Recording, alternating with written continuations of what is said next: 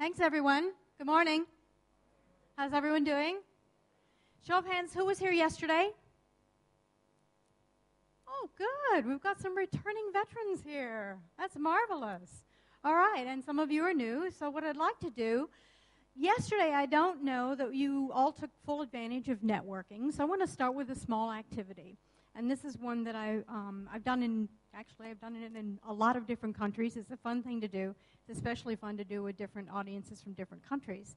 But what I want you to do is pull out from your pocket or your purse a coin. Low denomination, please. It's not a magic trick, I promise. Don't do magic. Now choose someone in the room, either at your table or another table, that you have not yet met. Here's a hint, you won't be working with them. You don't see them every day at work. Let's take full advantage of this opportunity. Meet someone you have not met, either at your table or another table. You're welcome to switch.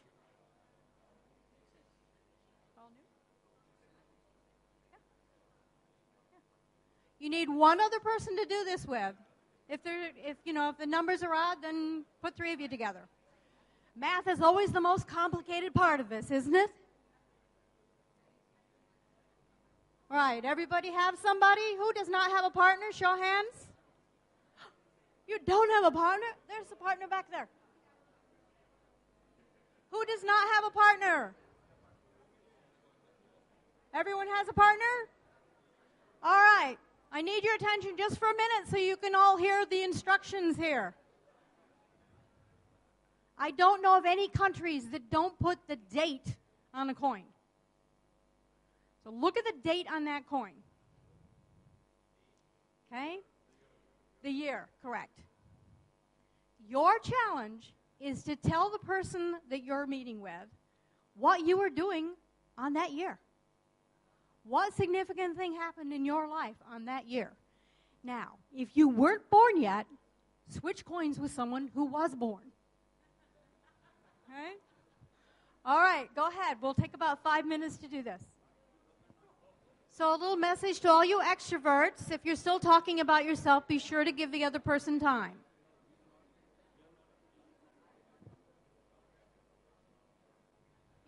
You can sit wherever you want. Go back to where you were or join the new table, wherever you please. Who in the room has done that before? Show of hands. Oh, I gave you something new. It's great to go to a conference and find something new, isn't it? Love that. Absolutely love that. Go ahead and take your seats, please. Now I can't get you to stop talking.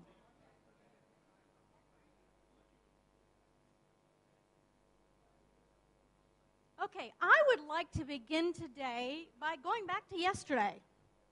So I saw a good many of you raise your hands when I said who was here yesterday. So I'd like to share a little bit about what insights you got from some of the presenters yesterday. I was here, and it was an incredibly knowledgeable day. There's a lot of really great information. And today is going to be about more information, but it's also going to be about action. So we can go to these conferences, we can attend trainings and seminars and webinars, and we can get lots of information. However, what we do with that information when we get back to our organizations is really the measure of the value that we put into the webinar or the seminar or the conference, as well as the contribution and the time the speaker puts into it to present. So I'd like us to think about that partnership. The speakers spend a lot of time putting their notes together. They share that subject matter expertise. But they also come here to learn from you. Each and every single one of us is about learning from each other. That's what this is all about. It's about conversations, as Vikas rightly puts it. Conversations. It's not really about the event. It's about having conversations with one another as professionals to learn from one another. Regardless of how much experience we have, I will assure you there's someone who has experience that you are not aware of that can contribute to you.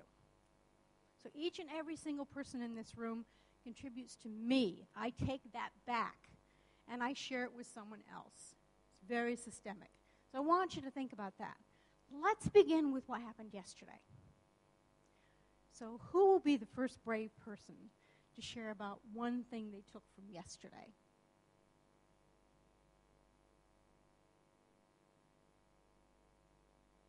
Please.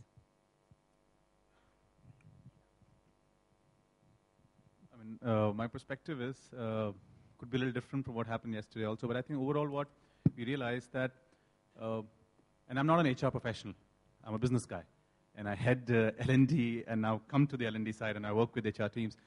A small thing, about 14 years ago when I was starting my career, I remember in Times of India, my HR head was going for a meeting to Mumbai with the Jains who own the Times of India and the Bennett Coleman Company, and there was a big conference.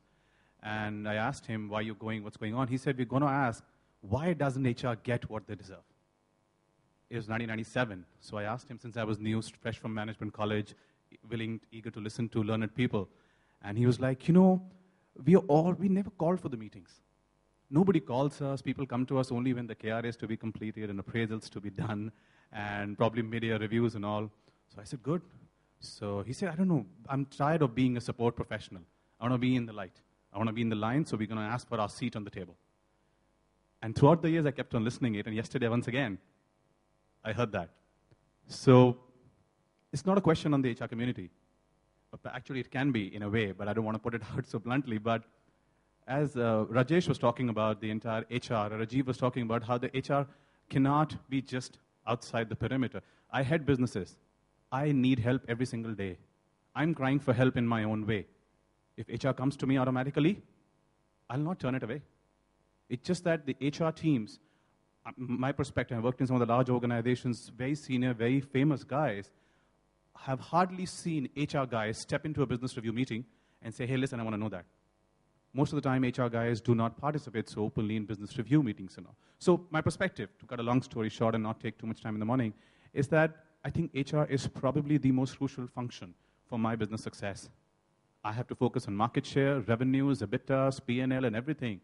If somebody from the HR team can come and take a part of that burden off me and work with me, I think it can be a fantastic relationship. But the onus lies more on HR. Business teams always need help. We cry for help. Somebody needs to just hear how we cry. I think that's my perspective and takeaway. Thank you very much. I really appreciate that. I worked with Deepak in Hyderabad when I lived there about a few years ago. I lived there for 4 years. So, and I like the way that you framed it. One of our speakers yesterday talked about that human touch and getting out there and actually being human. It's the only organization, it's the only role that we have that has human in the byline. So thank you very much for that. Now, who will be our first follower? Who can share something about perhaps followership? Come on, be brave. I'm really good at picking volunteers. Have I shared that? What I got in touch with is when we were asked, what is your life purpose? I could not think of it. Because along the way, one has devoted so much of time on professional life and what organizations want, then one has not really looked at what is it that makes you tick. And so I've been struggling with that, saying, if I do not know my life's purpose, then what am I doing? So how would I be passionate enough to bring that energy into the organization? So from last evening, that has been playing on my mind. And how are you feeling about that this morning?